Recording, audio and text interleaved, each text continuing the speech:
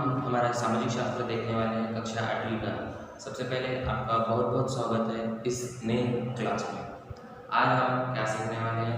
आज हम हमारा पास्ट सीखने वाले हैं, आवर पास्ट। ये हमारे हिस्ट्री की बुक है। यहाँ पर हम देख सकते हैं पास्ट में हम कैसे थे। ये जब हमारे भारत देश पर अंग्रेजों का राज था तब का ये चित्र है। यहाँ पर हम देख सकते हैं हाथी की सवारी वगैरह है और यह हमारी बुक है। इतिहास विषय की हमारी बुक है। तो आज हम इतिहास में क्या सीखेंगे? सबसे पहले हम इतिहास, पिछले साल हमने क्या सीखा था, इतिहास कैसे पढ़ते हैं या क्या करते हैं। आज हम इतिहास में देखेंगे कि इतिहास और कैसा गहरा होते गया है या इतिहास में हम कैसे जान सकते हैं, इसके बारे में हम देखने वाले हैं। How do we learn about the history, what the reason, what is the purpose of the M.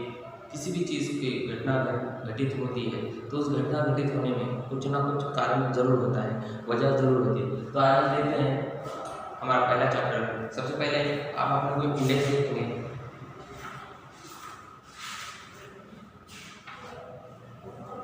देखो ये हमारी इंडेक्स है।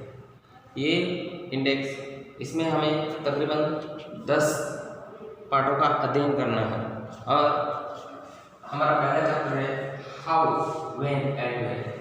How, when and where. हम लगभग हर कक्षा में ये वर्ड सुन चुके हैं। This is the question words, WH pronoun से शुरू हुए हैं। तो ये क्वेश्चन वर्ड्स के बारे में हम इतनी जानकारी लेते हैं कि इनका मतलब ये है कि कुछ तो हुआ है। हाउ कैसे, व्हेन कब और वेयर कहाँ हुआ, कैसे क्या कब। आप पिछले साल में 7वीं कक्षा में कब था? पिछले साल था। पिछले साल मुझे पढ़ने में बहुत दिक्कत थी।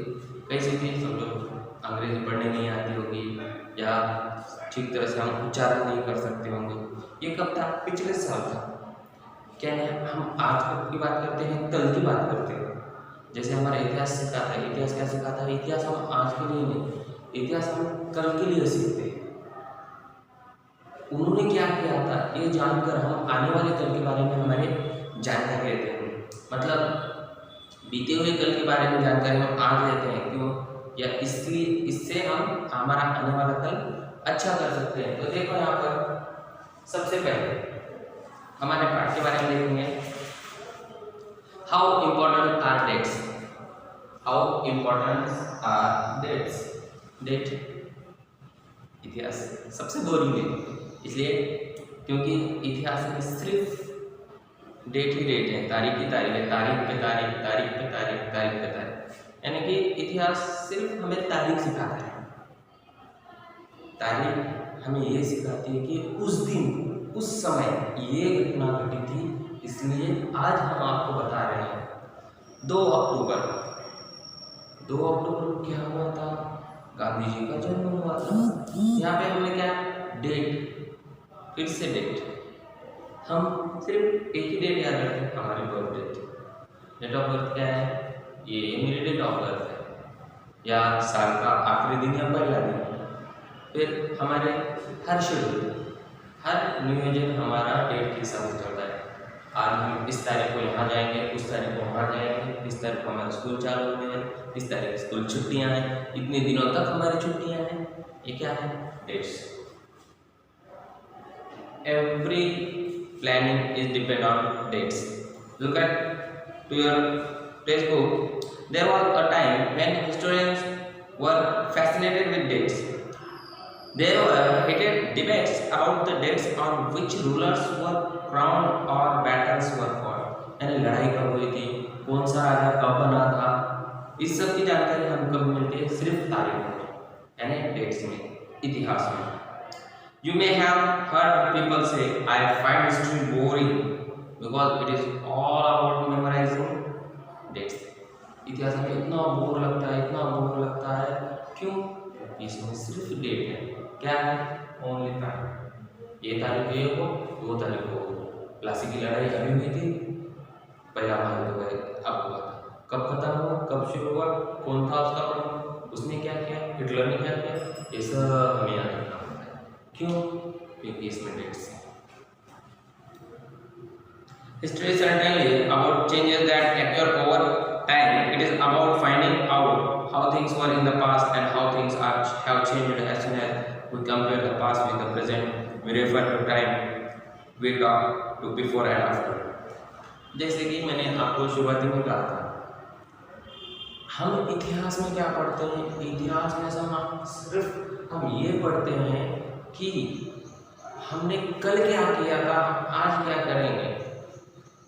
आज हम ये सोचते हैं कि हमने कल ये बात की थी। जैसे कि मैंने शुरुआती में तुमको बता दिया था कि पिछले साल तुम 7वीं कक्षा में थे, इस साल तुम 8वीं कक्षा में। Before after we talk about in history only before and after. Before I do something, after I do something. यही बात हमारे दिमाग में रहती है कि हिस्ट्री हमें बिफोर और आफ्टर के बारे में जानकारी देती है। उसके बाद देखो क्या होता है। अब तुमको एक चित्र दिखाने में जा रहा हूँ। उस चित्र में कुछ थोड़ी मालूमात है, वो देखो। यहाँ पर एक चित्र बनाया गया है। ये चित्र हिंदुस्तान का है, यानी हमारे देश का है। अब देश में क्या होता है? देश में अलग अलग चीज़ें होती हैं। वहाँ पर ब्राह्मण क्या कर रहे हैं? अपना शास्त्र ये ब्रिटेन के रानी को दे रहे हैं। क्यों? क्योंकि वो हमारे पास आए हैं। ये चित्र बनाया है जेम्स रेनल 1782 में, 1782 में उन्होंने ये चित्र बनाया हुआ है। अभी आपको मैं डेट्स के बारे में बता रहा था, और कौन सी डेट हम याद रखेंगे। जैसे उदाहरण के तौर पे हमारी पुस्तक में बताया गया है कि जब 1773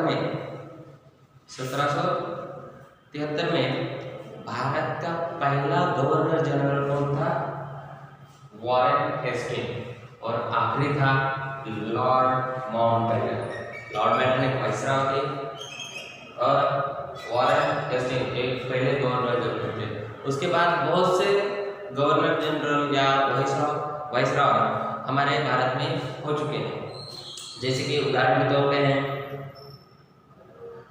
Wesley, Bentinck, Dalhousie, Canning, Lawrence, Clayton, Ripon, Curzon, Hardinge, Irwin, etc. are the Governor General and Viceroy of the Indian East India Company. How do we paradise? जैसे हम देख सकते हैं हाउ डू वी पैराडाइज, हम ये सब कैसे कर सकते हैं, काल गणना कैसे सीख सकते हैं। और इस पे बहुत ही अच्छा एक मालूमात या जानकारी लिखी है 1877 में जेम्स मिल इन्होंने लिखी है। तो जेम्स मिल एक Scottish economist and political philosopher है। Published a massive 3 volume work history of British India. तो भारत में जो अंग्रेज लोग रहते थे वो तब का भारत कैसा था, अब भारत कैसा है, इसके बारे में जानकारी सब जेम्स मिल इन्होंने लिखी है। वो बताते हैं ही डिवाइड इंडिया इन 3 पीरियड्स। 3 विभागों में भारत को उन्होंने विभागा है। पहला हिंदू, दूसरा मुस्लिम और फिर ब्रिटिश। मतलब कभी सत्ता हिंदुओं की तरफ थी, कभी सत्ता मुस्लिम यानी मुगल जो सरकार है अकबर उनके पास थी। उसके बाद ब्रिटिशों के पास गई। Hindu, Muslim and British. This is 3 main periods of Indian history. भारतीय इतिहास के 3 बहुत अमूलाग्र या महत्वपूर्ण घटक है। क्यों? पहले सत्ता हिंदुओं के पास थी, फिर मुस्लिमों के पास गई और उसके बाद ब्रिटिश के पास गई। लेकिन जेम्स मिल ऐसा कहते हैं only British can develop India. सिर्फ ब्रिटिश लोगों ने या अंग्रेजों ने ही जो हमारा भारत देश है वो सुधारा है। James mill said that only superstition, only casteism are there in India when Hindu and Muslim governor general or government are ruling in India। जब हिंदू मुस्लिम रूलर थे, राजा महाराजा हिंदू मुस्लिम थे, तब भारत में क्या चलता? सिर्फ और सिर्फ जाति भेदभाव चलते थे। Only Britishers give a civilisation, give a development, give education, give socialisation, give modernism. ये सब चीज़ें कौन दी हैं? सिर्फ ब्रिटिश लोगों ने या अंग्रेजों ने हमें दी है, ऐसा जेम्स मिल ऐसा कहते हैं। लेकिन वहाँ पर भी ब्रिटिशों ने एक गलती कर दी, जैसे कि उन्होंने हमें अच्छी अच्छी चीज़ें सिखाई, लेकिन उसी तरह उन्होंने हमारे भारत देश को एक गरीबी में पुअरेस्ट कंट्री बना दिया था। जैसे कि हम कहते हैं भारत सोने की चिड़िया थी, लेकिन जेम्स मिल ऐसे कहते हैं कि जब ब्रिटिश वहाँ पर आए तब मॉडर्नाइजेशन यानी आधुनिकता भारत में कुछ नहीं थी, सिर्फ अंधश्रद्धा थी, जातिभेद था, कोई भी किसी से बात वगैरह नहीं करता था, अपने अपने काम में सब मगन रहते थे। मगर जब ब्रिटिश अंग्रेज हमारे पास आए तब अंग्रेज़ों ने हमें काम दिया, अंग्रेज़ों ने हमारे पास खेतों में नए नए जो हम चीज़ें ले सकते हैं या खेतों में नई नई चीज़ उगा सकते हैं उनके बारे में जानकारी दी, जैसे कॉटन हो या फिर सोयाबीन हो या कोई भी चीज़ हो या गन्ना हो, इसी के बारे में उन्होंने हमें जानकारी दी। और क्या कहते हैं इंडस्ट्रियल एरिया, यानी उन्होंने हमें आधुनिकता औद्योगिक चीज़ों के बारे में जानकारी दी, मगर उन्होंने हमें कास्टिज्म भी सिखाया, ऊंचे को ऊंचा रखा और नीचे को और नीचे कर दिए। और इसी में से एक नया शब्द बाहर आया, वो था कॉलोनियल। What is colonial? ये शब्द बाहर आया। What is colonial? The colonial is the one nation is commanding other nation. जैसे हम कॉलोनी में रहते हैं, कॉलोनी हम सब की रहती है और इसको चलाने वाली कमेटी रहती है, वैसे ही भारत एक कॉलोनी हो गया और उसको चलाने वाला ब्रिटिश सरकार ये हो गई। मतलब we are under British rule. हम किसके नीचे थे? ब्रिटिश लोगों के नीचे थे। What is the colonial? We discuss about it. In this book, you will read about the way the British came to conquer the country and establish their rule.